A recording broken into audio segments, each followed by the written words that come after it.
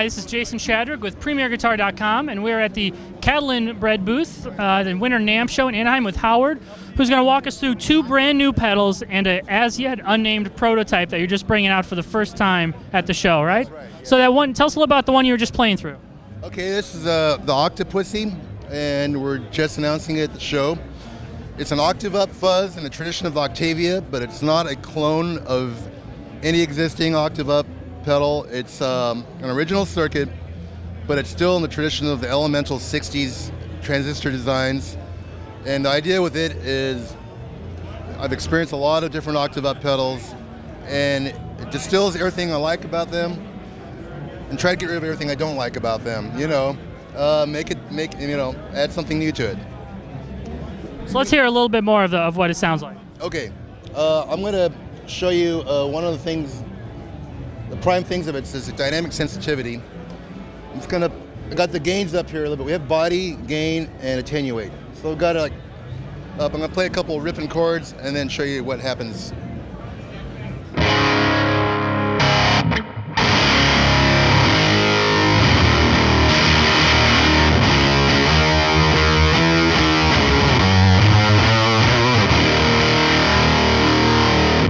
So that's pretty ripping and stuff. Now I'm going to turn the guitar down.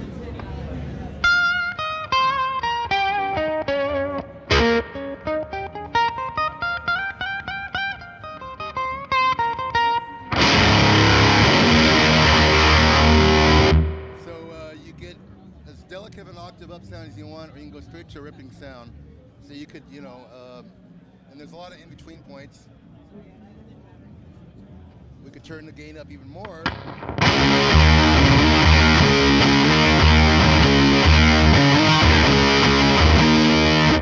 I can still roll back and get a very pretty sound. And it's sensitive to your picking attack. So if you play soft, you will get a very delicate sound. We can lay into it a little bit. And it sticks with you no matter how hard or soft you're picking. Just wherever you want to go. And if I turn the guitar back up, it'll just scream if you want it to.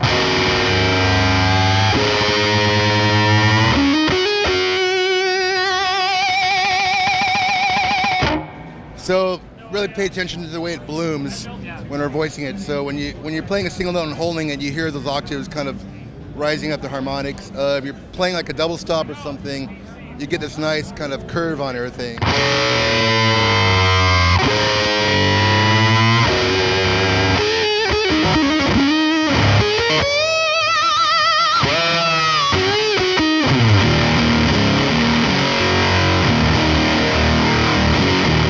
But I can go right back to this. So tell me a little about when the Octapussy will be available and what will be the price point on it. Okay, this is still like our finalizing prototype.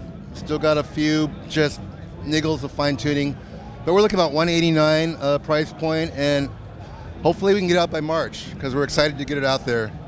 We think it's a pretty cool thing. If you're really into dynamic playing, the more dynamic of a player you are, I think the more you'll like that.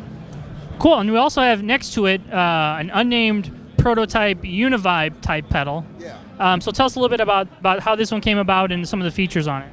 Okay. Well, the classic Univibe sound, everyone's pretty familiar with that. And there's a bunch of people contributing to that market. We wanted to try to do our take on it and address some of the things that we wanted to see that we weren't seeing. A, of course, is it just sounds great. It gets that famous sound, that pulse, that throb, that liquidness. And B, offer some features that actually make it compelling in the actual use. So what we got is, on the Univibe, you have a chorus and vibrato setting. We have a switch for that, but you have a rate control independent for each one. So you can set your vibrato speed and your chorus speed independently. We've got your volume knob. We've got a thing called input impedance.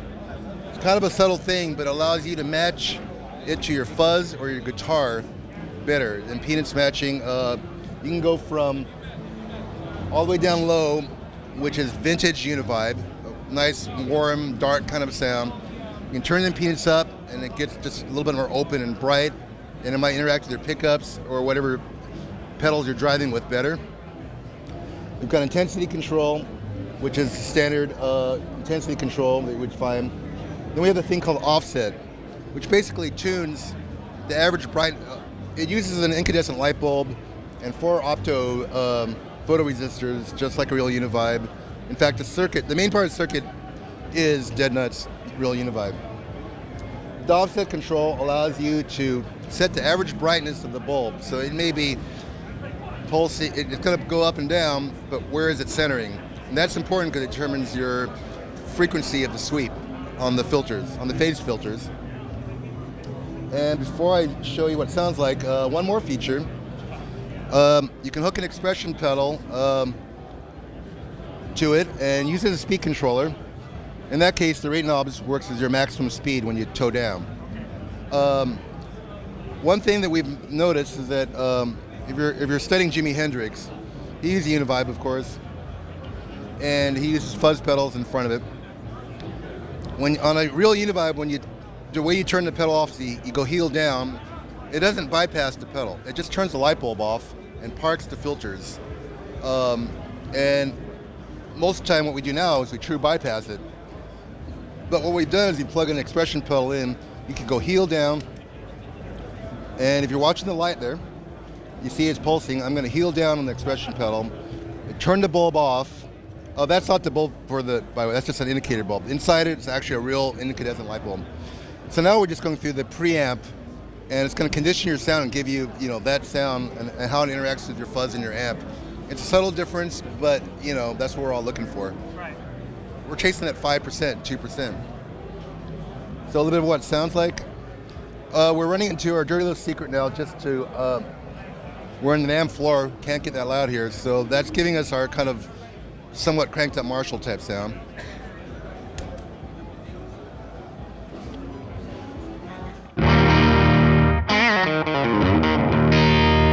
Okay, we'll go ahead and turn it on.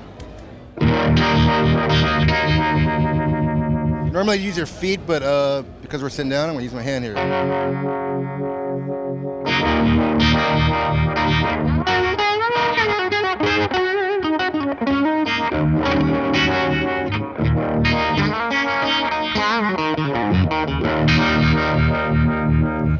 So if I go heel down, it's still in the audio path.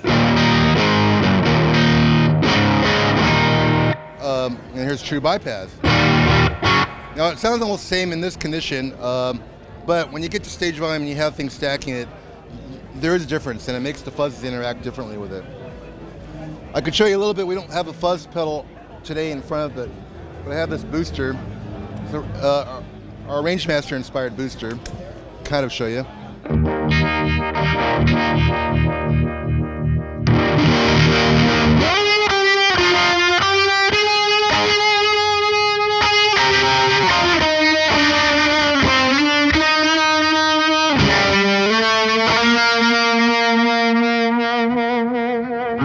So when do you think this pedal will be available?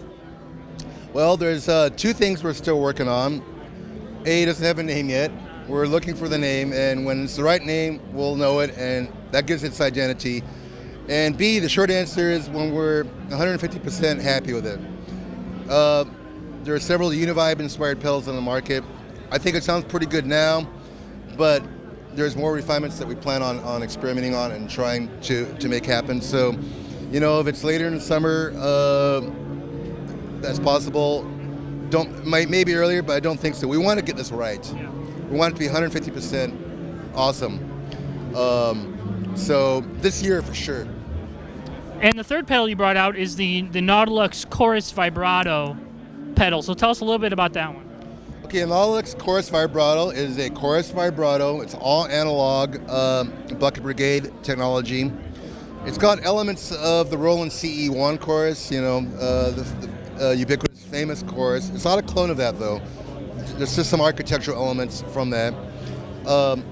Like the Vibe, we've given you a chorus vibrato switch, and you have rate and depth controls independent. So once again, you can set those things independently for the 2 sounds, because it seems like most of the time with a vibrato setting or a chorus setting, you don't have the same depth and rate requirements.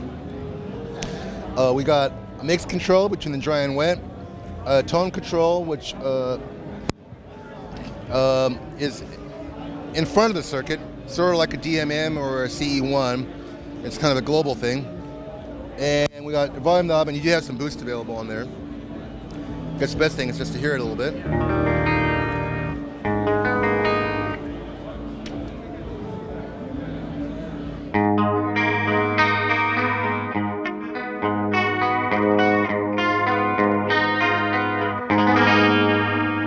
So that's in the chorus setting. I'm just going to show you the tone knob here real quick.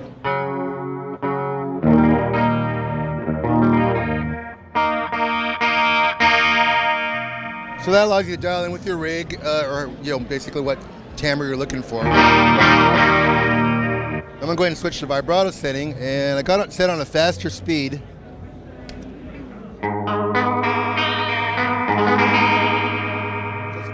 Now I have that sound, I can go right to, without having to mess with the rate knobs and the depth knobs. On the vibrato setting, you might want to use the mix though a little bit hotter, so it's more just wet only.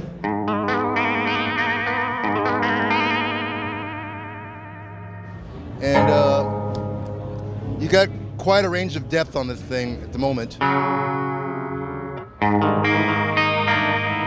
you can go into Crazyville if you want to. Especially in the vibrato side. The Crazyville makes more and more sense almost. So that's pretty extreme, but you can just find exactly the point, how crazy you want to be, right? All right, so tell us when the Nautilux, when you're planning on having the Nautilux available. Well, just like the unnamed Univibe, even though that's a little bit dressed up more, we're still finalizing the sound. Just getting just right. We've been basically scrambled to get these so we can at least show people at NAMM what we're working on and where we're going. So we haven't determined a price yet, and when we're 150% happy with it, then it's going to happen. We have plenty of time this summer, so mid-year, so maybe we'll see. And where can people go to find out about the availability of these pedals we talked about and all the rest of your line? You can go to www.catalinbread.com, and everything is there. And there's links to our demos, YouTubes, and a lot of descriptive information, photos, and everything else. And any release availability type of information. All right, Howard. Well, thank you so much for showing us your new stuff. Thank you. This is Jason Shadrick with PremierGuitar.com.